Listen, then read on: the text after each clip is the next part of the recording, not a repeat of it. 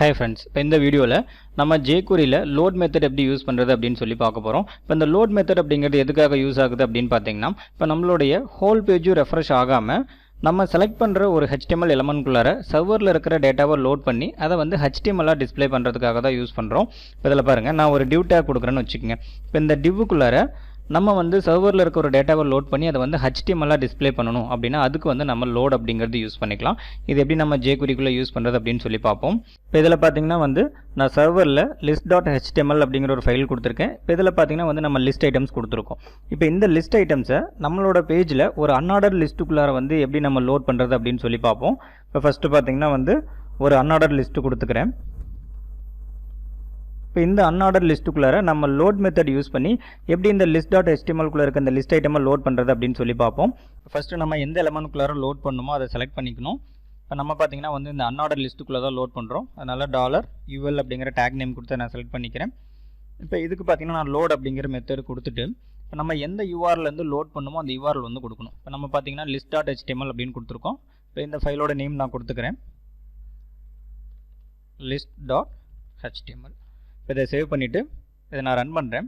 இப்போ இதில் பார்த்தீங்கன்னா நம்மளுக்கு இந்த list.html இருந்த எல்லா லிஸ்ட் ஐட்டமும் இந்த UL-குள்ளே பார்த்தீங்கன்னா வந்து HTML கண்டென்ட்டாக டிஸ்பிளே ஆகிருக்கும். இப்போ இதில் வந்து பார்த்தீங்கன்னா நமக்கு ஓவராலாக எல்லா லிஸ்ட் ஐட்டமும் லோட் ஆகிருக்கும். இப்போ இந்த list.html இருக்க எல்லா லிஸ்ட் ஐட்டமும் வந்து நமக்கு லோட் ஆகிருக்கும். இப்போ இதை வந்து பார்த்தீங்கன்னா நம்ம ஒரு டேக் நேமை வச்சோ அல்லது பார்த்தீங்கன்னா ஒரு ஐடியோ அல்லது கிளாஸோ கொடுத்து அதுக்கு மேட்ச் ஆகிற அந்த எலமெண்ட்ஸ் மட்டும் கூட நம்ம வந்து கெட் பண்ணி லோட் பண்ண முடியும். அது எப்படி நம்ம ஃபில்டர் பண்ணுறது அப்படின்னு பாருங்கள். இப்போ இதில் வந்து நான் இந்த லிஸ்ட் ஐட்டம் கொடுத்துருக்கேன் பார்த்தீங்களா, இந்த லிஸ்ட் ஐட்டமில் ஃபஸ்ட்டு 3 லிஸ்ட் ஐட்டமுக்கு பார்த்தீங்கன்னா வந்து ஒரு கிளாஸ் நேம் கொடுத்துக்கிறேன். இப்போ இதுக்கு வந்து ஃப்ரூட்ஸ் அப்படிங்கிற ஒரு கிளாஸ் நேம் கொடுத்துக்கிறேன். அடுத்த 3 லிஸ்ட் ஐட்டமுக்கு பார்த்தீங்கன்னா வந்து வெஜ் அப்படிங்கிற ஒரு கிளாஸ் நேம் கொடுத்துக்கிறேன்.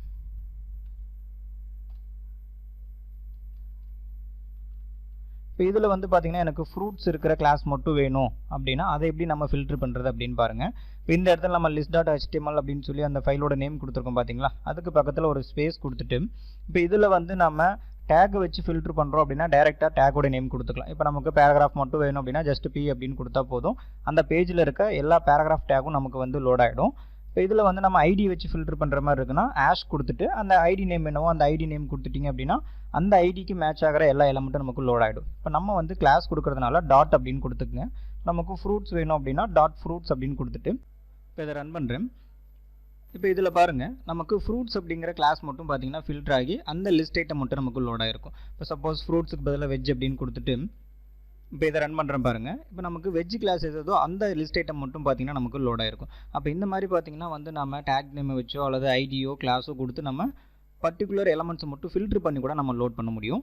அடுத்தது இந்த லோடுக்கு பார்த்தீங்கன்னா வந்து நமக்கு கால் பேக் இருக்குது. இந்த கால் பேக் மெத்தட் பார்த்தீங்கன்னா இந்த பேஜ் வந்து லோட் ஆனதுக்கப்புறம் கால் ஆகும். இதை வந்து நம்ம செகண்ட் பேராமீட்டராக கொடுத்துக்கலாம், கமா ஃபங்க்ஷன். இப்போ இந்த ஃபங்க்ஷனில் பார்த்தீங்கன்னா நமக்கு 3 பேராமீட்டர் கிடைக்கும். ஃபஸ்ட்டு வந்து அந்த பேஜில் இருக்க ரிசல்ட் அதை வந்து RES-குள்ளார கொடுத்துக்கிறேன். அடுத்தது பார்த்தீங்கன்னா வந்து டெக்ஸ்ட் ஸ்டேட்டஸ், அதாவது அந்த பேஜ் வந்து சக்ஸஸாக ரன் ஆச்சா அல்லது பார்த்தீங்கன்னா எரரா அப்படிங்கிற அந்த டெக்ஸ்ட் ஸ்டேட்டஸ் கிடைக்கும். அதை வந்து பார்த்தீங்கன்னா TXT-குள்ளார ஸ்டோர் பண்ணிக்கிறேன். மூணாவது பார்த்தீங்கன்னா வந்து XML HTTP ரெக்வஸ்ட் ஆப்ஜெக்ட் கிடைக்கும். அதை வந்து XHR அப்படின்னு கொடுத்து ரிசீவ் பண்ணிக்கிறேன். இப்போ இதை வந்து நம்ம 1 by 1 பிரிண்ட் பண்ணி பார்ப்போம். இப்போ ரிசல்ட்டுக்குள்ளே என்ன இருக்குது அப்படிங்கிறத நான் கன்சோலுக்குள்ளே பிரிண்ட் பண்ணுறேன், console.log ரிசல்ட். இப்போ இதை ரன் பண்ணி பார்ப்போம். ரைட் கிளிக் பண்ணி இன்ஸ்பெக்டில் கன்சோலில் பார்த்தீங்கன்னா நமக்கு ஓவராலாக அந்த பேஜில் இருக்க எல்லா லிஸ்ட் ஐட்டமும் கிடைச்சிருக்கும். சரிங்களா, அடுத்தது டெக்ஸ்ட் ஸ்டேட்டஸ் வந்து பிரிண்ட் பண்ணி பார்ப்போம். இதில் TXTன்னு கொடுத்துக்கிறேன். இப்போ இதில் பார்த்தீங்கன்னா நமக்கு சக்ஸஸ் அப்படின்னு பிரிண்ட் ஆகிருக்கும். என்ன ரீசன் அப்படின்னா இந்த பேஜ் வந்து நமக்கு லோட் ஆகிடுச்சு, அதனால சக்ஸஸ் அப்படின்னு பிரிண்ட் ஆகுது. இப்போ சப்போஸ் பார்த்தீங்கன்னா இதனோட URL வந்து நான் மாற்றுறேன், LIT அப்படின்னு கொடுத்துக்கிறேன். இப்போ இதை நான் வந்து ரீலோட் பண்ணுறேன். இதில் பாருங்கள் நமக்கு எரர் அப்படின்னு பிரிண்ட் ஆகிருக்கும். என்ன ரீசன் அப்படின்னா நமக்கு அந்த LIT அப்படிங்கிற ஒரு பேஜ் இல்லை, அதனால் வந்து நமக்கு எரர் அப்படின்னு வந்து பிரிண்ட் ஆகிருக்கு. இப்போ இதை வந்து நம்ம டீட்டெயிலாக பார்க்கணும் அப்படின்னா இந்த XML HTTP ரெக்வஸ்ட் ஆப்ஜெக்ட் இருக்குது பார்த்தீங்களா, அதை வந்து நம்ம பிரிண்ட் பண்ணி பார்த்தோம்னா அதுக்கு நமக்கு டீட்டெயிலாக வந்து ரிசல்ட் கிடைக்கும். இப்போ இதை கொடுத்துட்டு நான் ரெஃப்ரெஷ் பண்ணுறேன் பாருங்கள்.